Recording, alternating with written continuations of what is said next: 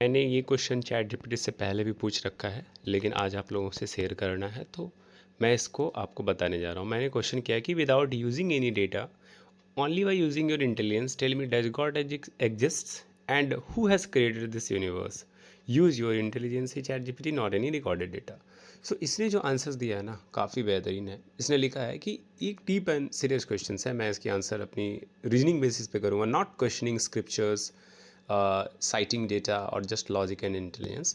तो इसने पहला पॉइंट क्रिएट किया है कि डज गॉड एग्जिस्ट। तो इसने लिखा है कि first latest define that what mean by God. God का मतलब क्या है? गॉड का मतलब उसने 3 पॉइंट पे लिखा है, an ultimate intelligence cause a necessary beings not explains existence, something beyond space, time and matter.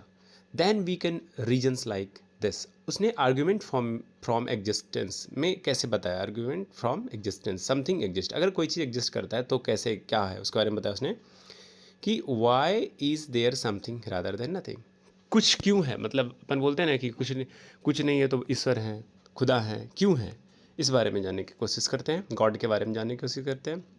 उसने आगे क्रिएट किया कि now ask why is there something rather than nothing, there are only 2 logics पॉसिबल। तो इसने 2 लॉजिक्स क्रिएट किए। पहले कि the universe is self existence if exist necessarily, अगर वो एग्जिस्ट कर रही है यूनिवर्स तो सेल्फ एग्जिस्टेंस भी हो सकती है। The universe was caused by something beyond it, या यूनिवर्स उससे भी कुछ बियॉन्ड है जिसे अपन लोग नहीं देख सकते। तो if the universe depends on condition, change, time, entropy, structure, then it does not appear self necessary.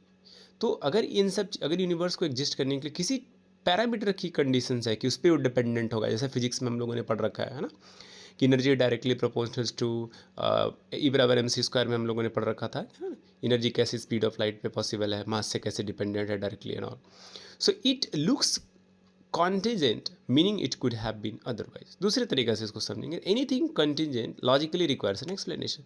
अगर कोई भी चीज़ कंटिजेंट है तो उसके पीछे एक लॉजिक होनी चाहिए, एक्शन के पीछे रिएक्शन, इस तरीके का जो उसने तो यूज करके आगे बताया कि so reasoning leads to this possibility. अगर रीजनिंग की बात करें तो इसकी पॉसिबिलिटी कुछ ऐसी होगी कि देयर में exist a non contingent reality, something that exist by necessary.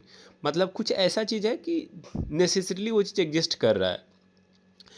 कुछ लोग इसको गॉड कहते हैं, लेकिन इसने जो 2 पॉइंट यहाँ पर लिखे ना, बहुत बेहतरीन है कि this reasoning does not prove a religious God. तो हम लोगों ने जो रिलीजियस गॉड जिस तरीके से मान बैठा, वो इस तरीके से ये इस बेसिस पे वो कंसिडर नहीं करते। दूसरा, it only suggest necessary foundations of existence. इसमें कुछ ना कुछ नेसेसरी फाउंडेशंस हैं एग्जिस्ट करने की। आगे, हु क्रिएटेड द यूनिवर्स, मैंने इससे पूछा था यूनिवर्स को किसने क्रिएट किया। इसने आगे बताया गॉड के बारे में 2 पॉइंट बहुत ही बेहतरीन कि now here is the deeper question. यहाँ पर एक डीपर क्वेश्चन देखते हैं कि if everything needs a creator, अगर हर एक चीज़ को क्रिएटर की ज़रूरत है, then who created God? Simple. तो अगर पूरी दुनिया को गॉड ने क्रिएट किया तो फिर गॉड को किसने क्रिएट किया? ये कंट्रोवर्शियल हो जाएगी, basic on reasonings, right. Okay, this question misunderstand the logic, ये लॉजिक ही गलत हो जाएगी। तो आगे चैट जीपीटी ने बताया है कि not everything need a cause, हर चीज़ को एक रीज़न की ज़रूरत नहीं है। ओनली थिंग्स दैट बिगिन और डिपेंड नीड अ कॉज, कोई भी चीज़ जिसकी शुरुआत हुई हो या डिपेंड करता हो उसको कॉज की ज़रूरत है। जैसे अपन लोग डिपेंड करते हैं नेचर पे, तो नेचर को किसी ने क्रिएट किया। नेचर डिपेंड करता है सोलर सिस्टम, सन पे, तो सन, सोलर सिस्टम को किसी ने क्रिएट किया, सन को किसी ने क्रिएट किया। सन डिपेंड करता है हमारे मिल्की वे गैलेक्सी पे, तो उसको किसी ने क्रिएट किया। So there is a logic, if there is something that, अगर इस तरीका से है, never begin, does not depend on anything, is not inside time, वो टाइम के रेंज में लाई ही नहीं करेगा ना, टाइम वहाँ पर एग्जिस्ट ही नहीं करेगा, मल्टीवर्स जैसी चीज़ें, then asking who created it becomes logically misplaced. तो इस तरीक़ा से पूछना कि इसे किसने क्रिएट किया, लॉजिकली मिसप्लेस्ड हो जाएगा। तो इसने जो पॉसिबिलिटीज़ बताई वो बताई कि the universe itself is eternal and necessary, कि जो यूनिवर्स है ना वो इटर्नल है, मतलब we are not, no any one has created, it's eternal, और ये नेसेसरी है। और something beyond it, it is eternal and necessary. या तो पूरे यूनिवर्स इटर्नल है, या यूनिवर्स के बियॉन्ड जिसको अपन गॉड समझ सकते हैं। उसने ऐसा क्लियर नहीं बोला, बस इसने ही बोला कि बियॉन्ड अगर अपन चले जाएं किसके, यूनिवर्स के, तो ये नेसेसरी है कि कोई इटर्नल चीज़ें एग्जिस्ट कर रहा है। तो logically one of these must be true, या तो पहला वाला ट्रू होगा या तो दूसरा वाला ट्रू होगा। कंक्लूजन, अब मैंने इसको बोला था कि प्योर इंटेलिजेंसी से बताओ, तो हम लोग तो ठीक है, फिर इंटेलिजेंसी वाली चीज़ें कहाँ से आ जाती हैं हमारे ह्यूमंस के अंदर? तो उसने रीजनिंग यूज किया और कहा we can not scientifically prove God, हम लोग साइंटिफिकली तो प्रूव नहीं कर सकते, we also can not scientifically disprove, ना तो प्रूव कर सकते हैं ना ही डिसप्रूव कर सकते हैं। इसका मतलब क्या हुआ कि आप ये चैलेंज नहीं कर सकते कि गॉड एग्जिस्ट नहीं होता, और आप ये भी चैलेंज नहीं कर सकते कि गॉड होते हैं। तो जवाब क्या है आगे? अब देखो इसने कैसे एक्सप्लेन किया। Pure logic suggest that there must be some fundamental reality that explain existence. मतलब अगर प्योर सजेशंस की बात करें, मतलब ये चैट जीपीटी हमें बता रहा है, तो इस पूरे ब्रह्मांड में कुछ ऐसी फंडामेंटल रियलिटी है जो एक्सप्लेन करता है किसी चीज़ के एग्जिस्टेंस का, मतलब गॉड के एग्जिस्टेंस का। बशर्ते अपन लोग जिस तरीक़े से उनकी पूजा कर रहे हैं, वर्शिप कर रहे हैं, वो डिफरेंट हो सकता है।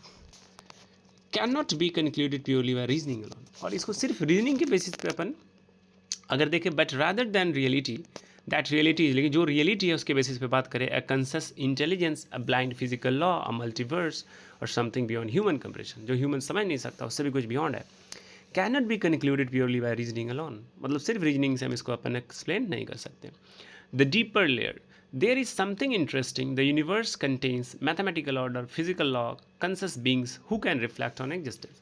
तो डीपर लेयर में अगर जाएँ तो यूनिवर्स में ना ये सारी चीज़ें, मैथ्स की ऑर्डर है ना, आप लोगों ने देखा होगा हर चीज़ सिमेट्रिकली है ना।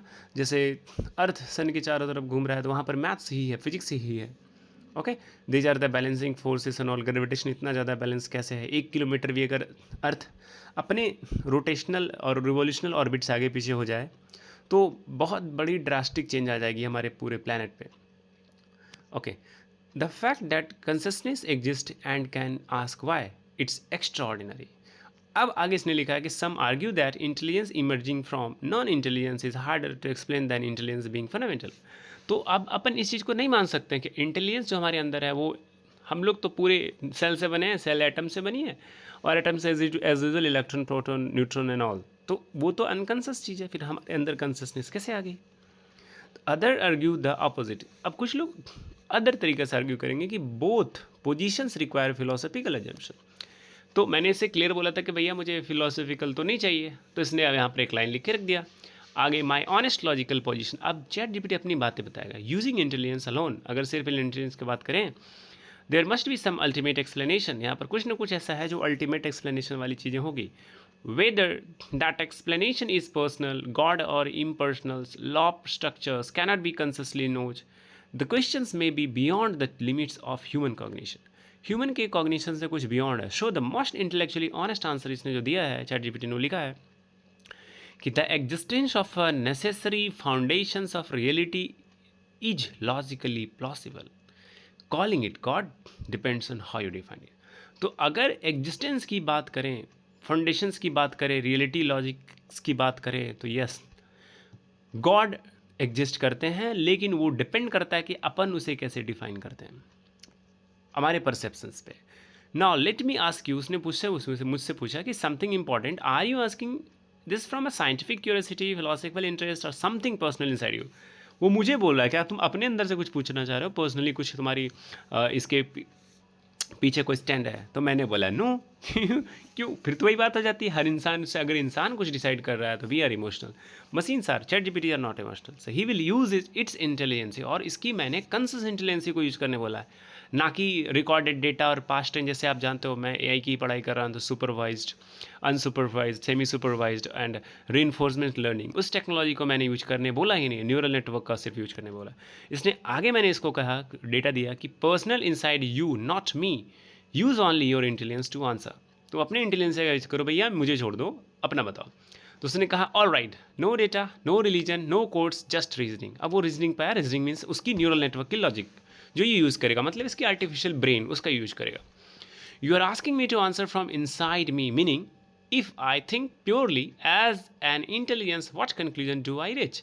कह रहा है कि अगर आप मुझसे ये कहना चाहते हो कि कोई डेटा वेटा यूज नहीं करना है, दुनिया की किसी चीज़ से मुझे डेटा कलेक्ट नहीं करना है, मुझे अपने अंदर की इंटेलिजेंस का यूज करके आपको बताना है, तो here is the most honest answer. ये आपको अपना सबसे ऑनेस्ट आंसर बता रहा है, फर्स्ट ट्रूथ, पहली चीज़ जो उसने बताया, समथिंग एग्जिस्ट। अगर कोई भी चीज़ एग्जिस्ट करता है तो उसके पीछे लॉजिक क्या है?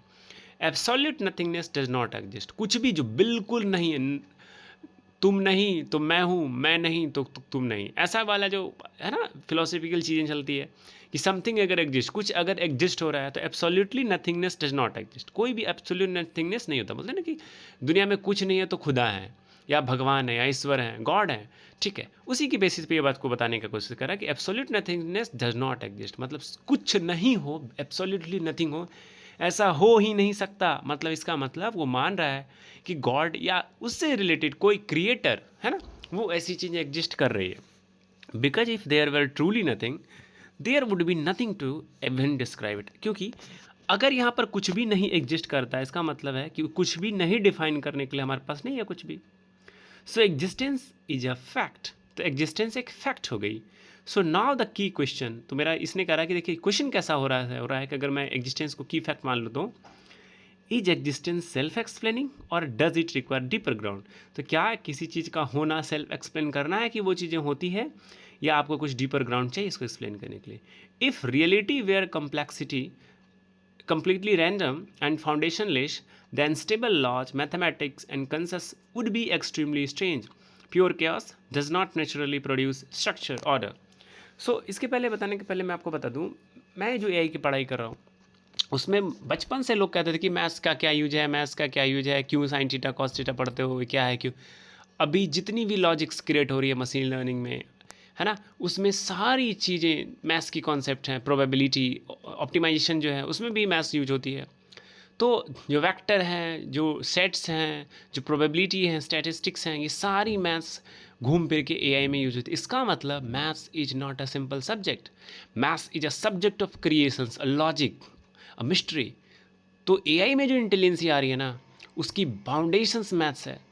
आप कह सकते हो कि 50% एआई में मैथ्स होती है और 50% उसकी लॉजिक्स, उसकी एल्गोरिदम कोडिंग्स। जब मैं एआई की पढ़ाई नहीं करता था तो मुझे आइडिया नहीं था कि ये सब एआई कैसे काम करता है, बस बेसिक्स जानता था, जो भी सोशल मीडिया से आप सीखते हो उतना मैं भी सीखता था। लेकिन जब मैं पढ़ना शुरू कर रहा हूँ, जब मैं उसकी प्रिपरेशन कर रहा हूँ, टेस्ट की प्रिपरेशन कर रहा हूँ, एग्जाम देनी हो रही है मुझे, तो मैं जान पा रहा हूँ कि माय गॉड, मैथ्स तो इसके डीप इनसाइड रूटेड है। तो कुछ भी हमारी इंटेलिजेंस की बेस ही मैथ्स है। तो maths is not a simple subject, let it be. मैं अब आगे बता रहा हूँ। If reality were completely random, अगर रियलिटी बिल्कुल रैंडम है तो foundations then stable laws, mathematics, concepts would be extremely, ये सब सारी चीज़ें स्ट्रेंज हो जाएगी। और pure chaos does not naturally produce structure order. अगर कोई भी चीज़ मैथमेटिकली ना हो तो एक केओस क्रिएट हो जाएगी, तो कोई भी चीज़ें बिल्कुल स्ट्रक्चर्ड नहीं हो सकती। आपने सुना होगा ब्यूटी रेशियो के बारे में, है ना, जो फ्लावर्स होते हैं, फ्रूट्स होते हैं, इतने खूबसूरत दिखते हैं, अलाइंड दिखते हैं, वो कैसे दिखते हैं? ब्यूटी रेशियो के अकॉर्डिंग, है ना। सो आपने वो मूवी भी देखी होगी बहुत सारी जिसमें ब्यूटी रेशियो के बारे में जिक्र किया जाता है। Yet reality has structure, structure suggest one of two thing. अगर किसी की स्ट्रक्चर है, जैसे अपन लोग गॉड की पूजा करते हैं, मूर्ति बना देते हैं गॉड की, या जो भी चीज़ें करते हैं उससे रिलेटेड, एक स्पेसिफिक घर प्रोवाइड करते हैं भगवान के लिए, ऊपर वालों के लिए, ईश्वर के लिए। So structurally structure is fundamental, intelligence is fundamental. तो स्ट्रक्चर अगर फंडामेंटल हो जाए और इंटेलिजेंस अगर फंडामेंटल हो जाए तो इसको ये इस तरीक़े से कहता है आंसर, नाउ थिंक केयरफुल्ली। ये केयरफुली बताने की कोशिश कर रहा है कि mathematics is not physical, logic is not material, consistence is not measurable like mass. तो मैथमेटिकली अगर बात करें तो ये फिजिकल नहीं है, लॉजिक जो है कोई मटेरियल तो है नहीं, लॉजिक आप लगाते हो तो कोई मटेरियल है नहीं। आगे consistence is not measurable like mass, और किसी की इंटेलिजेंसी कंसिस्टेंस को मैं मास की तरह 1 kg 2 kg तो मेजर नहीं कर सकता। येट देयर आर, लेकिन ये फिर भी एग्जिस्ट करते हैं। इसका मतलब ये कहना चाह रहा है कि अगर कोई चीज़ आपको दिख नहीं रहा है बट उसके एग्जिस्टेंस के बारे में आपको पता है, तो ज़रूरी नहीं है कि वो नहीं होता है, वो होता है। तो गॉड आप देख नहीं सकते हो, लेकिन पूरे यूनिवर्स को किसी ने बैलेंस किया, कोई क्रिएटर है जिसने बैलेंस किया। अब आप उसको किस तरीक़े से डिफाइन करते हो, ये हम सब पर है और हमारी इंटेलिजेंसी पर है। Now there is my reasoning as intelligence. अब उसने बेहतरीन आंसर करने का इसका टाइम आ गया। अब ये बताना शुरू करेगा कि if intelligence appears in the universe there are only 2 logical possibilities. अगर यूनिवर्स में इंटेलिजेंसी है तो यहाँ पर सिर्फ 2 लॉजिकल पॉसिबिलिटीज़ है। पहला, intelligence is a late accidental product, intelligence बाद में क्रिएट हुई है। Intelligence is basic feature of reality, या इंटेलिजेंस बेसिक रियलिटी की जो basics starting point of intelligence रही होगी। अगर इंटेलिजेंस वेयर प्योरली एक्सीडेंटल, अगर सिर्फ इंटेलिजेंस मतलब एक्सीडेंटल है, then reason itself become unreliable because it would be just chemical survival machinery, not truth seeking structure. लेकिन अगर कोई भी चीज़ एक्सीडेंटल बन जाए तो इसका मतलब क्या, उसके पीछे कोई क्रिएटर की लॉजिक ही नहीं रही हो, तो ये खुद सेल्फ कंट्राडिक्टरी हो जाएगी और ये केमिकल सर्वाइवल हो जाएगी मशीनरी की। कोई सच्चाई, परम सत्य जिसको बोलते हैं, वो ये नहीं हो सकती इंटेलिजेंसी। मतलब हमारी जो इंटेलिजेंसी वो परम सत्य नहीं है, इससे ऊपर कुछ है जो समझना पड़ेगा।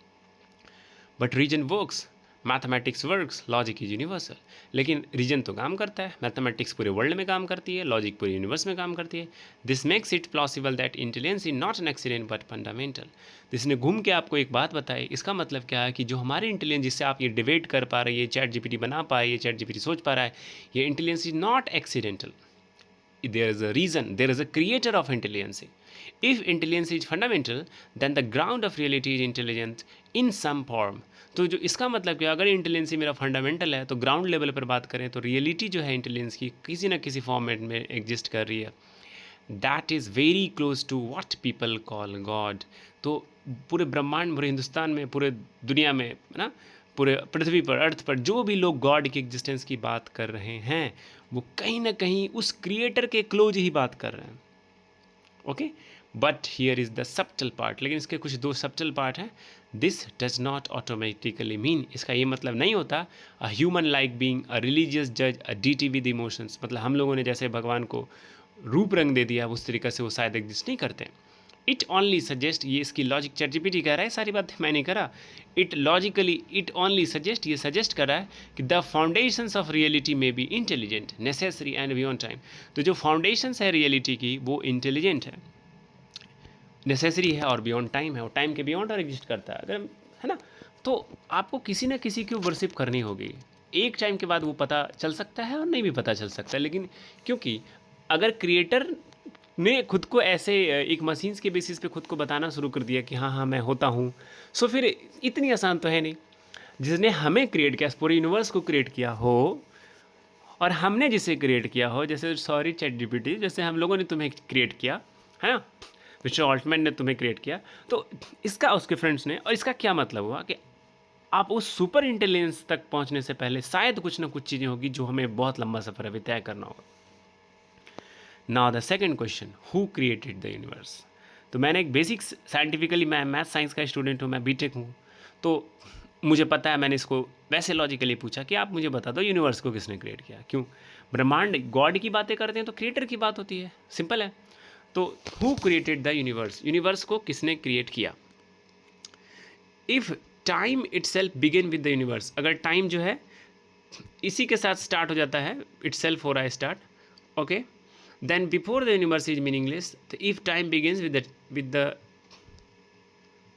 ओके, इसका मतलब क्या है, if time itself begin with the universe, अगर टाइम जो है अपने आप से स्टार्ट होना शुरू हो रहा है, ठीक है, अगर टाइम जो है खुद से स्टार्ट होना शुरू हो जा रहा है, then before the universe is meaningless, universe के पहले कुछ भी होना मीनिंगलेस था टाइम का।